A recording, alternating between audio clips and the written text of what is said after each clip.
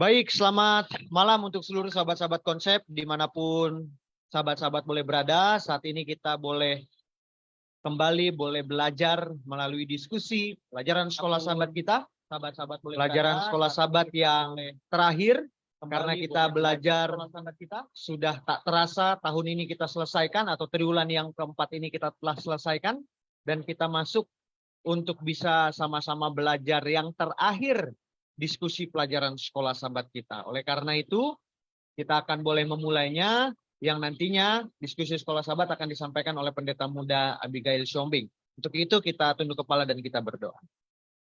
Bapa di sorga, terima kasih berkat-Mu saat malam hari ini kami akan memulai diskusi pelajaran sekolah sahabat kami. Berkati kami semua Tuhan yang boleh menyaksikan, baik sahabat-sahabat konsep yang ada di Facebook maupun kami yang akan ada di Zoom, biarlah Engkau yang akan boleh menyertai kami. Terkhusus hamba Tuhan Pendeta Muda Abigail Siombing yang akan boleh membawakan materi singkat sehubungan dengan pelajaran sekolah sahabat. Dalam nama Yesus kami berucap syukur. Amin. Baik, sahabat-sahabat konsep, saat ini kita akan mendengarkan presentasi singkat yang akan disampaikan oleh Pendeta Muda Abigail Siombing yang akan menyampaikan materi diskusi sekolah sahabat yang terakhir ini. Kami persilahkan Pendeta Abi.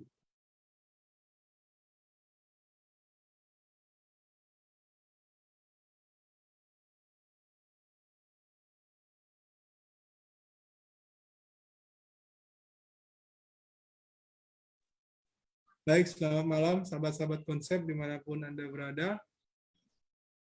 Ya, baik. Pada saat ini kita masuk ke pelajaran 14 dari rangkaian pelajaran sekolah sahabat kita di triwulan terakhir yang kita sama-sama ikuti dari awal hingga saat ini, bagaimana kita mempelajari tentang keadaan orang mati, bahkan lebih luas tentang keadaan manusia dan lain sebagainya. Pada saat ini kita akan mempelajari yang berjudul segala sesuatu baru dari pelajaran ke-14 triwulan terakhir tahun 2022. Apa yang dimaksud segala sesuatu baru? Yang pasti kita sudah bisa melihat secara sederhana tentang masa depan atau harapan dari apa yang Tuhan sediakan bagi kita umat-umatnya yang percaya yang telah jatuh ke dalam dosa. Sebagai ayat intinya dalam Wahyu 1:17-18, ketika aku melihat dia, tersungkurlah aku di depan kakinya sama seperti orang yang telah mati.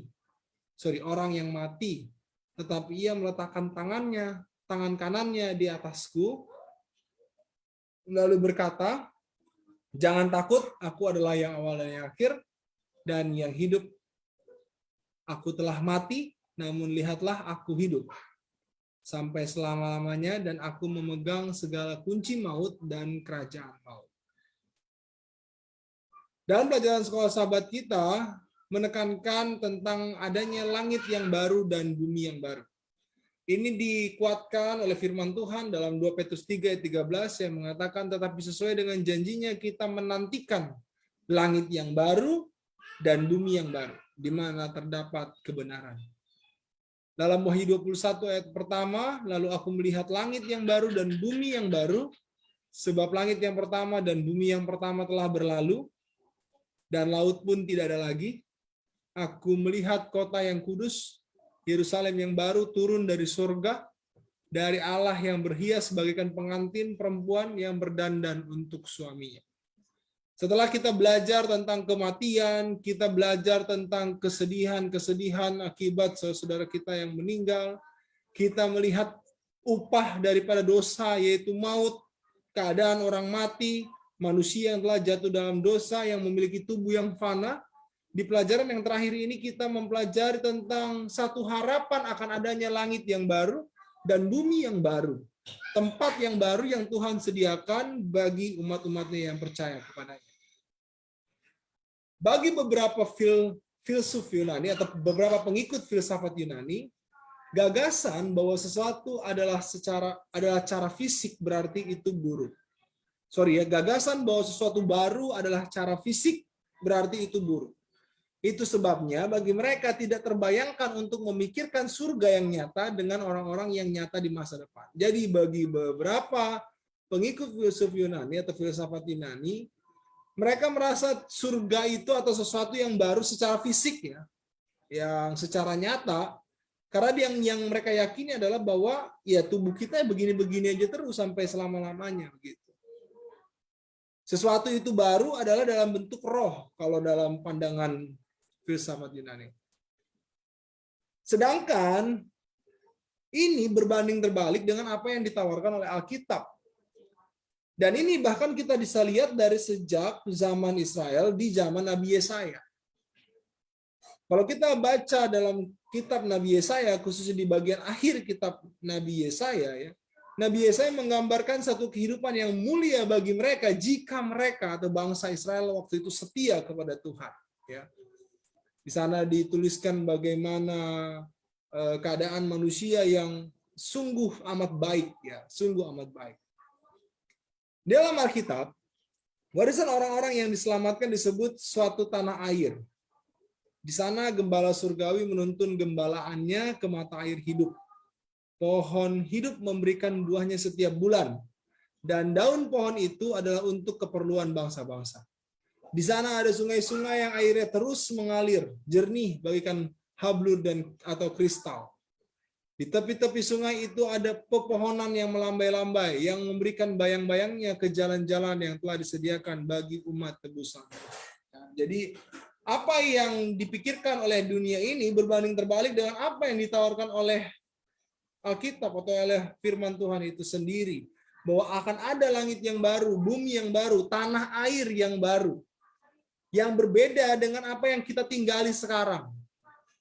Dari pepohonannya, dari sungai-sungainya, buah-buahannya, dan lain sebagainya.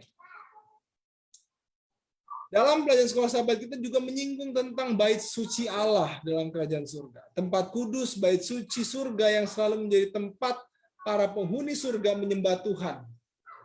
Tetapi dengan munculnya dosa, ya, kalau kita lihat dari pelajaran kita, bagaimana tempat kudus itu juga menjadi tempat di mana keselamatan ditawarkan kepada umat manusia. Ketika masalah dosa selesai, bait suci surgawi akan kembali ke fungsi aslinya. Kitab Wahyu memberikan perhatian khusus kepada Dia yang disembah dan mereka yang menyembah Dia. Ibadah surgawi ini berpusat pada Allah dan Anak Domba. Selalu dan sebagaimana mestinya, Kristus adalah fokus penyembahan. Seperti kita tahu, bait suci di dunia ini adalah satu gambaran dari bait suci yang ada di surga.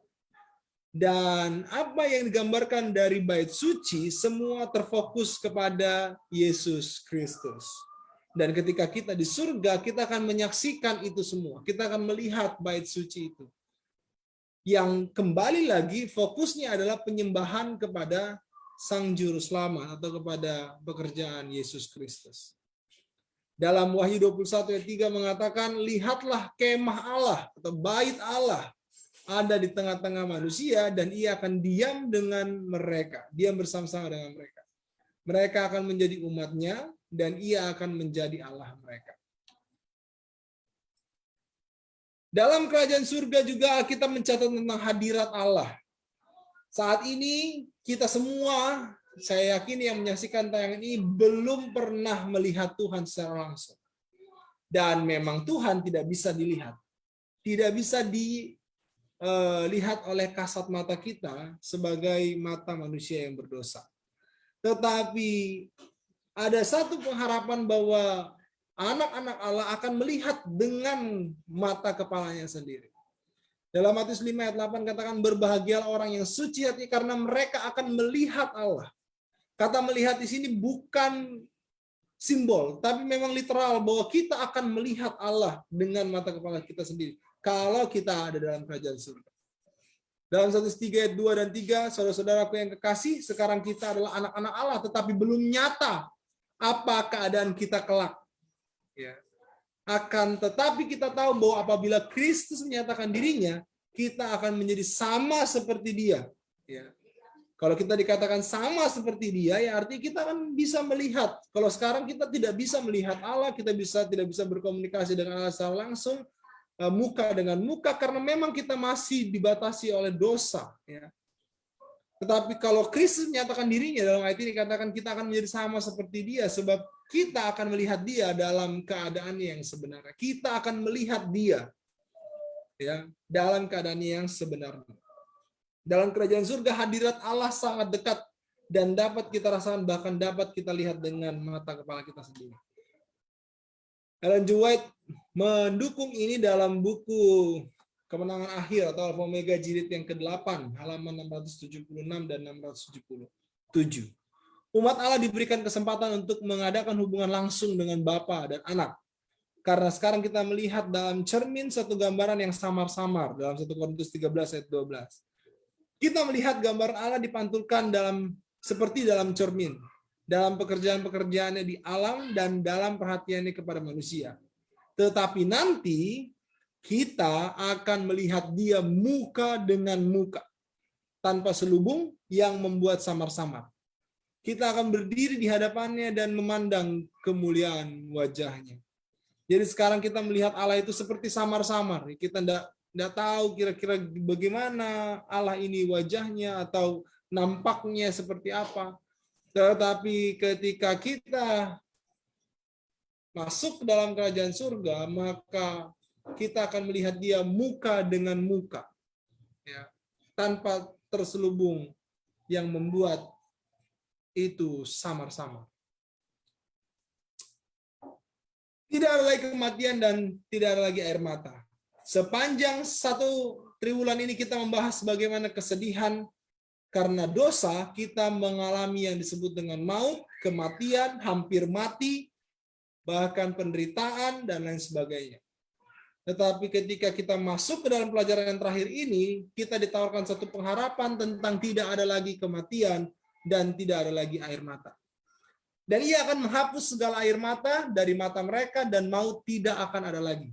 Tidak akan ada lagi perkabungan, ratap tangis, duka cita, sebab segala sesuatu yang lama itu telah berlalu. Wahyu 21 ayat 4. Tuhan berjanji bahwa di langit yang baru dan bumi yang baru dia akan menciptakan hal-hal yang dahulu tidak akan diingat lagi. Tidak akan timbul di dalam hati. Yesaya 60 ayat 17. Ini tidak berarti bahwa surga akan menjadi tempat amnesia, ya. Tetapi melainkan bahwa masa lalu tidak akan merusak sukacita surga yang abadi, ya. Jadi kalaupun nanti kita di surga, kita tidak lagi mengingat kesedihan-kesedihan yang ada selagi kita ada di dunia. Baik, Wahyu 22 ayat 3 sampai 5. Maka tidak akan ada lagi laknat. Tahta Allah dan tahta Anak Domba akan ada di dalamnya dan hamba-hambanya akan beribadah kepadanya. Dan mereka akan melihat wajahnya dan namanya akan tertulis di dahi mereka. Malam tidak akan ada lagi di sana. Mereka tidak memerlukan cahaya lampu dan cahaya matahari. Sebab Tuhan Allah akan menerangi mereka dan mereka akan memerintah sebagai raja sampai selama-lamanya. Pusat dari rencana keselamatan adalah janji kehidupan kekal dan berdasarkan jasa Yesus kepada semua orang yang menerima dengan iman persediaan besar yang disediakan di kayu salib. Dan sebelum salib, setelah salib, keselamatan selalu melalui iman, ya. Baik di zaman Abraham sebelum salib maupun di zaman kita setelah salib, keselamatan itu selalu melalui iman dan kasih karunia dari Yesus Kristus. Tidak pernah melalui perbuatan. Betapapun banyaknya perbuatan baik yang dilakukan, itu merupakan ekspresi keselamatan kita, ya. Jadi inilah artinya bahwa kita dikatakan memiliki namanya yang tertulis dalam dahi kita. Artinya jika kita memilikinya tertulis di sana sekarang, ya, dan tidak berpaling darinya, maka itu juga akan tertulis di sana di langit yang baru dan juga bumi yang baru. Jadi nama Allah tertulis di dahi kita bukan berarti secara literal ada nama Allah di dahi kita, tetapi ini menggambarkan kesetiaan kita kepada Tuhan, ya. Sekarang, bukan tiba-tiba nanti kita ke dalam kerajaan surga, tapi itu sudah di dalam diri kita sejak saat ini. Baik, sebagai kutipan yang terakhir, pertikaian besar telah berakhir. Dosa dan orang-orang berdosa tidak ada lagi. Seluruh alam semesta sudah bersih. Satu denyut keharmonisan dan kesukaan berdetak di seluruh alam kejadian. Dari Dia yang menciptakan semuanya, mengalir kehidupan dan terang dan kesukaan di seluruh jagat raya yang tidak ada batasnya ini. Dari atom yang paling kecil sampai kepada dunia yang paling besar, segala sesuatu yang bergerak atau yang tidak bergerak, dalam keindahan yang tak terselubung dan kesukaan yang sempurna, menyatakan bahwa Allah itu kasih adanya. Jadi kita dapat melihat dari pelajaran sekolah sahabat kita yang terakhir ini bahwa dari kisah yang kita sudah ikuti, dari cerita, dari pelajaran demi pelajaran, ini adalah klimaksnya, bahwa ketika masuk dalam dunia yang baru, langit yang baru, maka kesedihan dan semua hal yang tidak baik itu tidak akan ada lagi. Ya, kalau kita lihat di sekarang ini yang paling tidak baik yang tentu kita rasakan adalah yang namanya kematian atau maut. Dan itu semua tidak ada lagi dalam kerajaan surga. Semua penuh dengan keindahan, bahkan Nyonya White pun tidak dapat menuangkannya dengan kata-kata secara detail karena memang terlalu indah apa yang telah dinyatakan di dalam kerajaan surga yang Tuhan sediakan bagi kita umatnya yang percaya. Inilah mungkin pelajaran sahabat sederhana yang bisa saya sampaikan. Saya kembalikan kepada pembawa acara. Baik, terima kasih Pendeta Abigail Siombing yang sudah boleh memberikan presentasi singkat melalui pelajaran sekolah sahabat kita dengan judul Segala Sesuatu. Berbicara mengenai sekolah sahabat kita ini memang tidak terlepas kita belajar dalam akhir sejarah dari dunia ini ya. Segala sesuatu yang baru ini merujuk kepada satu tempat yang Tuhan siapkan bagi kita semua. Dan lebih diarahkan dalam ayat intinya tadi disampaikan kita boleh difokuskan kepada Wahyu pasal 1 ayat 17 sampai 18 menjadi ayat inti kita pada pelajaran sekolah sahabat kita ini. Baik, Pendeta Abi, di sini kita langsung saja ada beberapa pertanyaan yang masuk. Untuk itu kita boleh mengundang juga sahabat-sahabat konsep yang masih ada menyaksikan di Facebook, boleh kirim dalam kolom chat untuk boleh dibacakan juga pertanyaan-pertanyaan yang masuk dan kita akan boleh diskusikan pada malam hari ini. Untuk yang berikut kita mau berdiskusi melalui beberapa pertanyaan yang boleh masuk ini Pendeta Abi. Dan nanti boleh dilanjutkan dengan Pendeta Dwi Cahyono. Apakah benar di sorga tidak ada lagi bait suci secara fisik? Pendeta, menurut pelajaran sekolah sahabat kita ini, apa yang mau disampaikan sehubungan dengan pertanyaan tersebut? Apa benar di sorga tidak ada lagi bait suci secara fisik? Kami persilakan Pendeta Abi, nanti dilanjutkan Pendeta Dwi.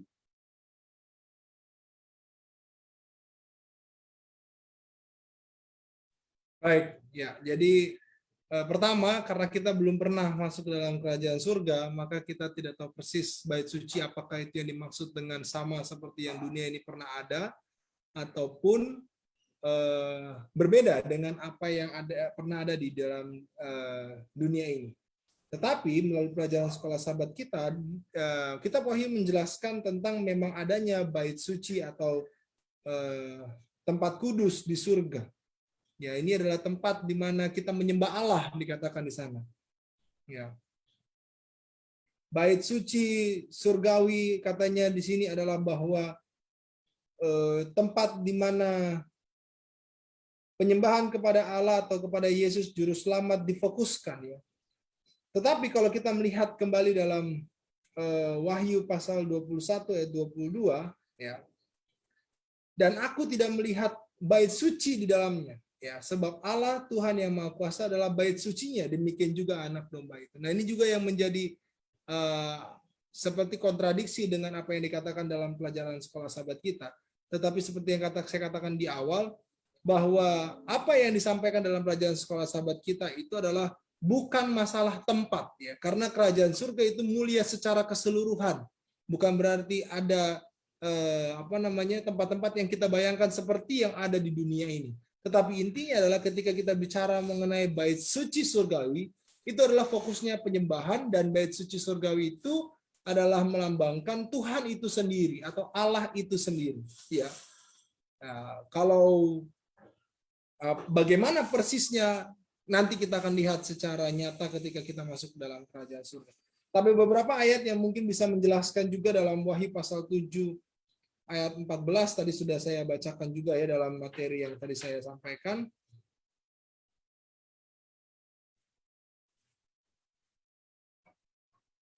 Ya, bagaimana di sana ada kemah suci dikatakan ya, kemah suci. Jadi kata-kata atau kalimat-kalimat ini sebenarnya bisa kita lakukan bahwa bait suci ada di surga, karena memang bait suci yang ada di dunia ini adalah gambaran bait suci yang ada di surga.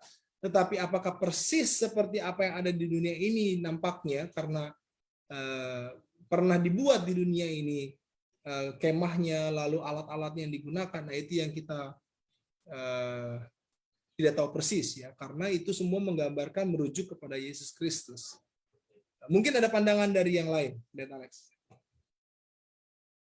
Oke, terima kasih Pendeta Abigail Hyombing yang sudah memberikan penyampaian. Memang di sini pengertian dari pelajaran sekolah sahabat itu bukan esensi tempatnya ya, karena yang mau ditekankan adalah lebih ke arah yang tadi yang kedua disampaikan, bahwa Allah ini sudah memberikan sebuah konsep di mana sudah tidak ada lagi konsep untuk pengorbanan-pengorbanan seperti bait suci yang ada di dunia, tetapi itu sudah digenapi melalui keberadaan Yesus Kristus sendiri yang tadi boleh disampaikan, karena bait suci itu sendiri adalah Yesus Kristus itu sendiri ya. Terima kasih. Menurut Pendeta Dwi Cahyono mungkin memberikan respon tambahan dari pertanyaan tersebut, kami persilakan Pendeta. Baik, selamat malam buat kita semuanya. Oke. Ungkapan tidak ada bait suci di surga mungkin dalam Wahyu 21 ini yang dimaksud ya. Ayat 22. Ya, dan aku tidak melihat bait suci di dalamnya, sebab Allah Tuhan yang Maha Kuasa adalah bait sucinya. Demikian juga anak domba itu. Ya, mungkin ini yang dimaksud dengan tidak ada bait suci di surga itu. Tetapi di dalam ayat ini juga dikatakan bahwa dan kota itu tidak memerlukan matahari dan bulan. Jadi tidak juga ada matahari dan bulan di sana, di dalam kota itu. Nah, kota apa yang dimaksud di sini? Ini adalah Yerusalem yang baru. Ya, Yerusalem yang baru. Dan Yerusalem yang baru ini tentu saja adalah tempat yang berbeda dengan surga di mana Allah tempat tinggal. Begitu, karena Yerusalem yang baru inilah kota Allah nanti yang memang sekarang ada di surga, tapi nanti akan turun ke bumi. Nah, memang agak sedikit aneh di sini, karena apa? Ketika bumi ini dibuat ada Yerusalem, ada kota suci, kemudian ada bait suci di dalamnya. Dan itu juga adalah dibuat berdasarkan bayangan, itu adalah bayangan dari apa yang sesungguhnya yang ada di surga. Nah, artinya bahwa di surga ada bait suci sehingga dibuatlah semacam replika ya di bumi ini ya. Tujuannya adalah untuk menggambarkan setiap masalah dosa di tengah-tengah bangsa Israel itu diselesaikan di sana. Ya, diselesaikan di dalam bait suci itu. Ketika orang Israel berdosa, ya, dia akan pergi ke dalam bait suci, membawa kurban, kemudian mengaku numpang tangan dan mengaku dosa-dosanya di atas kurban itu. Kemudian imam akan menyembelih itu kurbannya. Seolah-olah dosa itu dipindahkan ke dalam ke atas kurban tadi. Nah, sehingga seharusnya orang yang berdosa sekarang kurban yang mati. Nah, masalah dosa di dalam dunia yang baru itu sudah diselesaikan. Dan tidak ada lagi dosa di sana karena sudah selesai oleh Tuhan. Oleh sebab itu di sana tidak lagi memerlukan bangunan bait suci lagi. Karena apa? Setiap masalah dosa sudah diselesaikan. Dan di sini digambarkan bahwa manusia juga akan hidup dengan bersanding dengan Tuhan, sehingga dia tidak memerlukan juga matahari, sebab mereka akan menerima terang yang datangnya daripada Tuhan. Artinya bahwa Tuhan sebagai pusat segala-galanya di dalam dunia yang baru nanti. Ya, pusat dalam segala macam penyelesaian masalah, ya, dan masalah dosa tidak perlu lagi karena sudah diselesaikan oleh Tuhan. Dan terang itu juga tidak membutuhkan lagi karena sudah terdapat di dalam Tuhan. Nah, saya pikir pekabaran itu yang mau disampaikan di dalam Wahyu 21 ayat 22 dan 23 ini, di mana Tuhan adalah pusat segala sesuatu dan masalah dosa sudah diselesaikan dalam dunia yang baru sehingga tidak perlu lagi membutuhkan bait suci. Dan kalaupun kita perlu, maka kita langsung ketemu dengan Tuhan. Ya, Tuhan sebagai pusat bait suci itu, ya, di sanalah akan menyelesaikan seluruh permasalahan yang ada di dalam dunia yang baru. Dan kita akan bersekutu dengan Tuhan, bersama-sama dengan Tuhan, hidup bersama-sama dengan Tuhan, sehingga tidak perlu lagi membutuhkan imam-imam perantara, tetapi langsung kita kepada imam besar itu, yaitu Yesus Kristus. Itu mungkin pelajaran yang ingin disampaikan dari Wahyu 21 ini, ayat 22 dan 23. Terima kasih. Baik, terima kasih Pendeta Dwi Cahyono untuk respon atau jawaban dari pertanyaan tersebut. Maka kita boleh ringkaskan saja secara sederhana bahwa yang tadi boleh disampaikan adalah sehubungan dengan bait suci itu sendiri adalah keberadaan Yesus. Ya, keberadaan Yesus itulah menjawab penggenapan daripada bait suci yang ada di sorga melalui penebusan yang dia lakukan. Karena konsep bait suci itu sendiri adalah sebuah proses penyelamatan umat manusia, ya. Nah, makanya peristiwa atau konsep itu sudah tidak relevan lagi ketika ada di sorga, ya. Tapi tadi disampaikan oleh Pendeta Abi, saya masih ingat dikembalikan kepada fungsi aslinya untuk menyembah kepada pencipta kita ataupun Tuhan Allah kita, ya. Tadi kalimat yang disampaikan. Saya pikir itu untuk pertanyaan selanjutnya kita bisa diskusikan. Ini pertanyaan yang masuk yang kedua, saya pikir ini mirip-mirip, ya, sudah hampir sama. Tadi sudah dijelaskan, ya, bagaimana antara Allah atau Tuhan dengan bait suci itu sendiri dan keberadaannya di sana, ya. Tadi kita sudah sampaikan. Dan kita masuk kepada pertanyaan yang selanjutnya, nanti mohon direspon untuk Pendeta Abigail Syohombing dan dilanjutkan oleh Pendeta Edwin, ya. Apa hubungan antara ketaatan dan pemurnian menurut 1 Petrus 1 ayat 22 itu, Pendeta? Dan apakah ketaatan kita yang menyucikan, bukan Allah yang menyucikan kita? Kami persilakan Pendeta Abi. Baik. Dalam 1 Petrus 1 ayat 22 dalam pelajaran sekolah sahabat kita menyinggung tentang penyucian atau pemurnian dan dikaitkan dengan ketaatan kepada firman Tuhan. Ini dalam pelajaran kita di hari Selasa 27 Desember, ya, tentang di hadirat Allah. Bahwa dikatakan dalam Matius 5 ayat 8, kalau saya nggak salah tadi, ya, bahwa orang yang suci hatinya, ya, bahwa mereka akan melihat Allah, ya. Ya, berbahagialah orang yang suci hatinya karena mereka akan melihat Allah. Baik. Dalam pelajaran sekolah sahabat kita memang mereka yang dapat melihat Allah atau mereka yang masuk surga adalah mereka yang disucikan.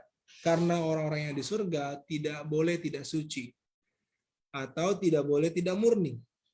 Tidak ada lagi orang-orang yang tidak disucikan masuk ke dalam kerajaan surga. Nah, bagaimana proses penyucian ini? Nah, ini beberapa kali kita juga sudah pernah pelajari, ya, bahwa kita dibenarkan, lalu kita disucikan, sampai akhirnya kita dimuliakan, ya. Nah, kita mengenal istilah justification, lalu sanctification, hingga akhirnya kita memperoleh yang disebut dengan glorification. Tetapi ketika sekarang ini kita yang sudah dibenarkan, lalu dalam proses penyucian sampai akhirnya nanti kita dimuliakan. Nah, dalam proses penyucian ini sebenarnya kita tidak bisa menyucikan diri kita sendiri, ya. Tentu ada Allah yang Maha Suci yang menyucikan kita. tetapi bukan berarti kita tidak melakukan bagian kita. Nah, ini yang menjadi penting. Ketika kita disucikan bukan berarti kita pasif. Tetapi dalam proses penyucian ini kita juga aktif. Kita menunjukkan ketaatan kita. Kita menunjukkan satu kehidupan yang menurut akan firman Tuhan. Ya. Makanya kalau kita bicara tentang keselamatan yang adalah karena iman atau karena kasih karunia dari Tuhan, yang benar-benar itu adalah hadiah dari Tuhan, ya, karena kasih Tuhan kepada kita. Tetapi kita tidak lupa akan bagian kita, apa yang harus kita lakukan sebagai orang yang telah diselamatkan. Sebagai orang yang mau masuk surga, kita harus bagaimana? Itu harus muncul dari diri kita sendiri, ya. Itu harus muncul dalam diri kita sendiri, dan ini adalah bagian dari penurutan. Karena itu dalam 1 Petrus 1 ayat 22, karena kamu telah menyucikan dirimu oleh ketaatan kepada kebenaran. Jadi bagian dari penyucian itu juga adalah ketika kita menuruti akan firman Tuhan. Tapi bukan penurutan itu yang membawa kita kepada kerajaan surga. Jadi itu adalah satu hal yang berbeda. Ya, inilah mungkin pelajaran yang bisa saya tanggapi dari pertanyaan ini. Terima kasih.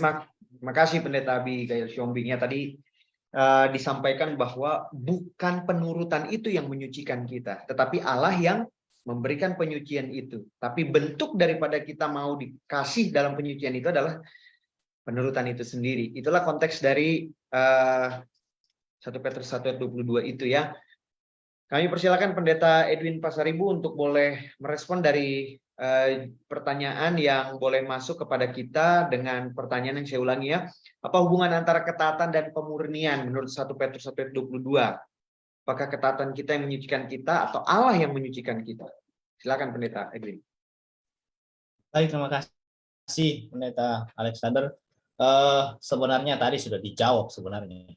Tapi saya hanya sedikit menambahkan sedikit lagi bahwa ketaatan kita itu bukanlah untuk kita supaya suci atau artinya supaya kita masuk surga, tidak. Tapi kenapa kita taat?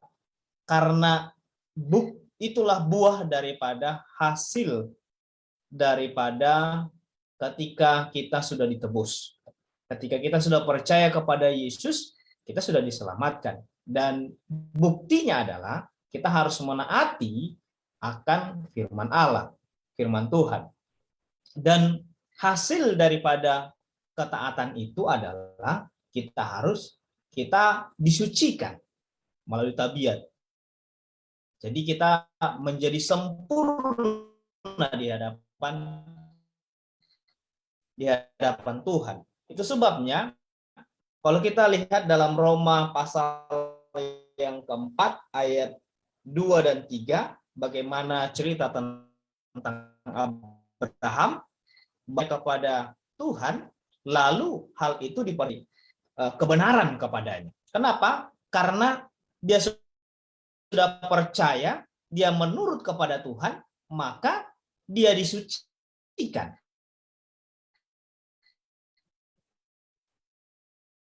Oleh Tuhan. Nah, kalau disebutkan oleh Allah, bukan berdasarkan perbuatannya. Jadi kita dibenarkan, kita disucikan bukan karena perbuatan kita, tidak. Tapi karena memang kita percaya kepada Tuhan. Ketika kita percaya kepada Tuhan, kita taat kepada siapa? Kepada Tuhan. Dan akan suci.